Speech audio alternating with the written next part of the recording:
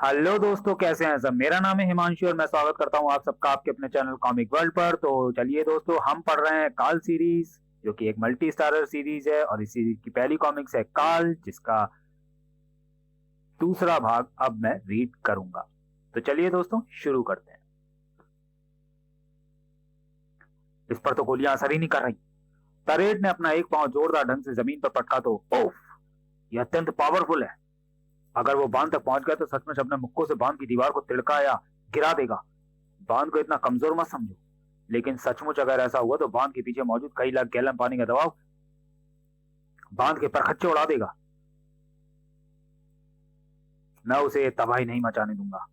राज द्वारा घोड़ों को चाबुक लगाए जाते ही तरेड़ का पूरा जिस्म उछलकर पीठ के बल नीचे आ गिरा। ओह, आज तुम्हें अपनी पूरी ताकत का प्रदर्शन करना होगा मेरे प्यारे घोड़ों।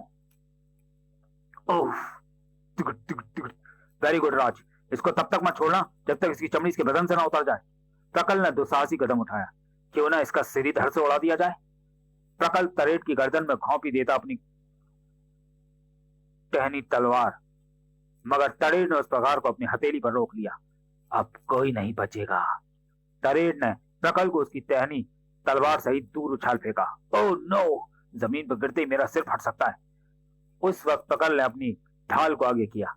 ढाल मेरे शरीर को जमीन पर गिरने से बचाएगी। मुसीबत खत्म नहीं हुई थी। ओह नो, जहां पर तरेट ने मुक्का मारा था वहां से पानी का हल्का रिसाव होने लगा है। फौरन मदद चाहिए। इस रिसाव को रोकना जरूरी है, वरना यह बांध ने किसी भी वक्त बड़ा होल बना सकता है। अरे रुको, उधर खतरा है।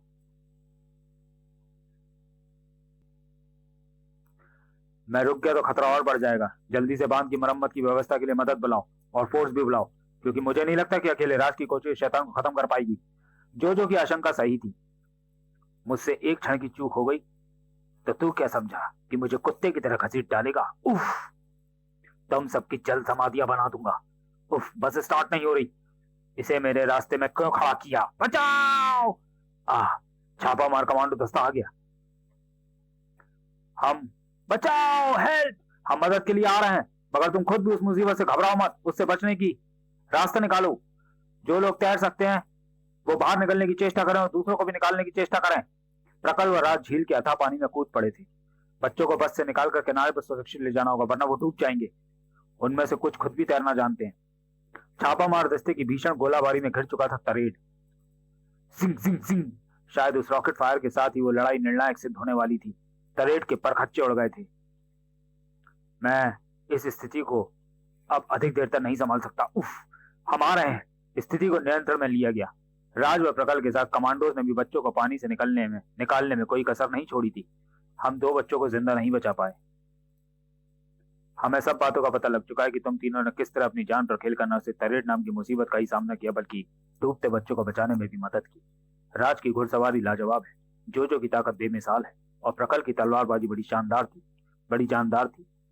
पर मुझे तो तलवारबाजी आती ही नहीं है। मैं तो ऐसे ही टहनी लेकर लड़ने पहुंच गया था।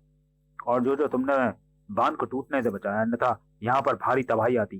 कमाल के हैं आप लोग, आम बच्चों से बिल्कुल अलग। हमने तय किया है कि आप तीनों को सैन्य रिसर्च संस्थानों में रिसर्च के लिए भेजा जाएगा। कार्यक्रम तय हो रहा था। चंडकाल व काल की भुक्तियों में बल पड़े हुए थे। तरेड मारा गया। अदने इंसानों ने इसे मार डाला। तरेड की मौत का बदला लिया जाएगा काल। अब हमें यहीं पर अपनी तबाही सेना का निर्माण करना होगा, और इसी के साथ शुरू होगा पूरे विश्व में राक्षस राज स्थापित करने का अभियान भी। इसी बात पर फिलहाल मैं भी अपना गुस्सा शांत करता हूं, क्योंकि गुस्सा कल को खा जाता है। राजनगर शहर में लोगों के दैनिक कामकाज सामान्य ढंग से ही शुरू हुए थे। कहीं भी कुछ भी अनष्ट होने से पूर्व भी सब कुछ सामान्य ही नजर होता है, और अचानक सभी स्थितियां बदल जाती हैं। कोई ज्वालामुखी फटने वाला है, सड़क बीच में से चटक रही है, उससे पहले भूकंपन होता है। दो विकराल हाथ सड़क को चीर कर बाहर आ रहे हैं। हाथ के साथ शरीर भी बाहर निकलेगा। हेलो पुलिस, यह कोई भारी गड़बड़ होने वाली है। गड़बड़ भारी ही थी, पता नहीं कैसी मुसीबत है। ये जगह खाली कर दो। देखने तो दो, चीज क्या है। चीज नहीं, नाचीज। चीज को नाचीज कहते हैं, क्योंकि चीज तो वस्तु होती है, और मैं हूं भयकाल, जिसके भय से तुम थर थर कांपोगे या फिर वो करोगे जो मैं चाहूंगा और कहूंगा। उसके बालों में आग लगी? ऐसा नहीं, ऐसा बोलो कि इसके बाल आग जैसे हैं। धुआं तो इसके पूरे शरीर से ही निकल रहा है। हा, मेरा नारा है राक्षस बनो, क्योंकि राक्षस अनाज नहीं खाते। आज से तुम मांसाहारी बनोगे। यह अनाज के गोदाम नष्ट कर रहा है। ऊपर देखो, इसके सिर से निकलता गाढ़ा धुआं एक विशाल का छतरी सी बनता जा रहा है। हाँ, जैसे परमाणु विस्फोट के समय बनती है। मुझे अपना दम घुटता सा लग रहा है। हाँ, सांस लेने में तकलीफ तो हो रही है। भागो यहाँ से, भागो। खबर सही थी, यहाँ भारी गड़बड़ है, और गड़बड़ कर रहा है ये भयकाल। वो अनाज के गोदाम जलाता जा रहा है। इन गोदामों में राजनगर को आपूर्ति किए जाने वाले 1 सप्ताह तक का राशन है। इसको अपनी गनों की ताकत दिखाओ। यहाँ ऑक्सीजन कम हो रही है। जलते कोयले से उत्पन्न होने वाली गैस के फैली होने का आभास हो रहा है। ये हम पर अंगारे फेंक रहा है। भयकाल के गले में आकर पड़ी वह लगाम। ओह, ये मुझे फंदे में फंसाने की कोशिश कौन कर रहा है? भयकाल का शरीर एक तीव्र झटका खाकर नीचे भूमि पर उछला। ओह नहीं! राज ने की थी वो दुस्साहसिक चेष्टा। अभी तेरे राक्षस पने को धूल चटाता हूं। मैं अभी राजनगर पहुंचा और आते इस राक्षस से मुलाकात हो गई। ओह, एक बालक की इतनी हिमाकत! इस फंदे की क्या औकात है जो मुझे बांध कर खींच सके? ओह, फंदा जलकर टूट गया। और अब तू जलेगा दुष्ट नादान बालक। यह अंगारे फेंक रहा है। मुझे घोड़ों की चिंता है। घोड़े जलेंगे। डैम पॉइंट के बाद एक और राक्षस का हमला। क्या इन दोनों घटनाओं में कोई समानता हो सकती है? घोड़े नहीं जलेंगे। इंस्पेक्टर स्टील, अब समय है इसको सबक सिखाने का। उफ, यहाँ दम घुट रहा है। इंस्पेक्टर स्टील, आई एम राज। मैं डैम पॉइंट टूरिस्ट प्लेस से स्पेशल सरकारी दौरे पर आया हूँ। इसके शरीर से कोई गैस निकल रही है और सिर की आग से निकलता ढेरों धुआं पूरे शहर पर एक परत सी बनाता उसको ढक रहा है। हाँ, इसके शरीर से निकलने वाली गैस कार्बन मोनोऑक्साइड है, जो जलते कोयले या अंगीठे से निकलती है। गैस दम घोटू होती है। मैं इसकी मंशा को समझ रहा हूँ। बादलों की परत बनाकर ये पूरे शहर को एक गैस चैम्बर में बदल देना चाहता है, ताकि राजनगर वासी इसके आगे घुटने टेक दें। मगर होगा उसका ठीक उल्टा। यह मामूली अग्निरोधक मेरा कुछ नहीं बिगाड़ सकते। इस टकराव को कहीं और भी देखा जा रहा था। अरे, ये लड़का राज यहाँ भी आ गया। और ओह, ये अजीबोगरीब सा कौन सा आदमी आ गया भयकाल के कार्य में व्यवधान डालने? वो आदमी नहीं, साइबॉर्ग है काल। साइबॉर्ग? ये साइबॉर्ग क्या भला है चंडकाल? साइबॉर्ग को नहीं जानते और दुनिया को जीतने चले थे। शायद इसलिए हम दोनों मिले हैं, ताकि हम दोनों इकट्ठे मिलकर वो काम कर सके जिसे तुम 3 युगों में भी पूरा नहीं कर पाए।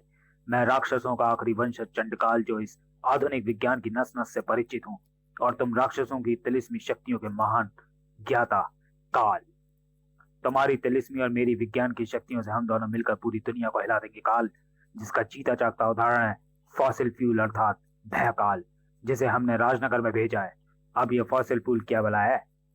कलयुग में अपनी ताकत बढ़ाने के लिए तुमने अपने कुछ शक्तिशाली राक्षसों को पूर्व युगों में अपनी तिलिस्मी शक्तियों के रक्षा कवच में जमींदोज कर दिया था, ताकि इस युग में तुम उनकी मदद ले सको। हजारों वर्षों तक जमींदोज रहने के कारण किसी भी प्राणी के मांस और हड्डियां कोयले और पेट्रोलियम में परिवर्तित हो जाती हैं। ये दोनों चीजें इस सदी की आधुनिक दुनिया में फ्यूल के रूप में जानी जाती हैं। इसी को फॉसिल फ्यूल कहते हैं। भयकाल भी पूर्व युग का राक्षस है, जिसे तुमने इस युग से मैं बाहर निकाला तो वो कोयले में बदल चुका था, इसलिए मैंने उसे फॉसिल फ्यूल कहा। भयकाल में मैंने कुछ माड़े मोटे परिवर्तन करके उसे और भी शक्तिशाली बना दिया है।